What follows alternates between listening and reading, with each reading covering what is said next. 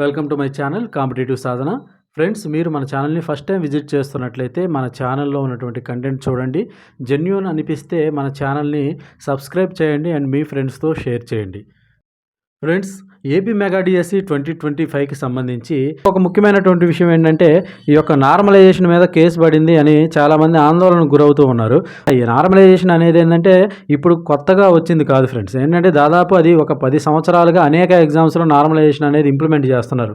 కాకపోతే డిఎస్సి ఎగ్జామ్లో నార్మలైజేషన్ పెట్టడం ఫస్ట్ టైం వేసాకే అనేకమైనటువంటి అపోహలు అనేవి దీని మీద కలగజేయడం అనేది జరిగిందనమాట.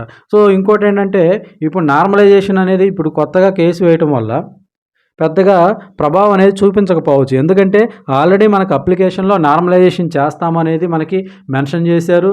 అదేవిధంగా నార్మలైజేషన్కి సంబంధించినటువంటి ఫార్ములా ఏది యూజ్ చేయబోతున్నారో కరెక్ట్గా క్లియర్గా మెన్షన్ చేశారు నోటిఫికేషన్లో.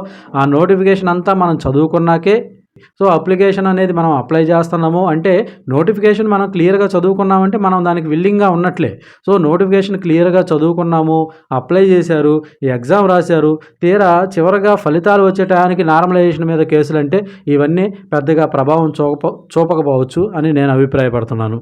సో ఈ అవాస్తవమైనటువంటి అంశాలు కావచ్చు, లేదా అనేక ఛానల్లో పబ్లిష్ అవుతున్నటువంటి ఈ యొక్క ఫేక్ న్యూస్లు కావచ్చు, ఇవన్నీ పట్టించుకోకుండా ప్రశాంతంగా ఉండండి. సో రిజల్ట్ కోసం వెయిట్ చేయండి. 2-3 రోజుల్లో మనకి నార్మలైజేషన్కి సంబంధించినటువంటి normalised score plus TET score కలిపి ర్యాంక్ కార్డు కూడా వచ్చే అవకాశాలు మనకి కనిపిస్తూ ఉన్నాయి. అండ్ మీ యొక్క రిజల్ట్ కోసం మన ఛానల్ తరఫున ఆల్ ది బెస్ట్ చెప్తున్నాను. So all the best for your result and thank you. And మన ఛానల్ సబ్స్క్రైబ్ చేయండి, ఒకసారి మన కంటెంట్ చూడండి. మనకి జెన్యూన్ అనిపిస్తే మీ ఫ్రెండ్స్తో కూడా మన యొక్క వీడియోస్ని షేర్ చేయండి. అండ్ ఈ వీడియో లైక్ చేయడం మర్చిపోవద్దు. సో మీరు ఈ వీడియో లైక్ చేయడం వల్ల ఏంటంటే మన వీడియో ఎక్కువ మందికి రీచ్ అవుతుంది. సో నాకు కూడా కొంత మోటివేషన్గా ఉంటుంది. Okay, thank you.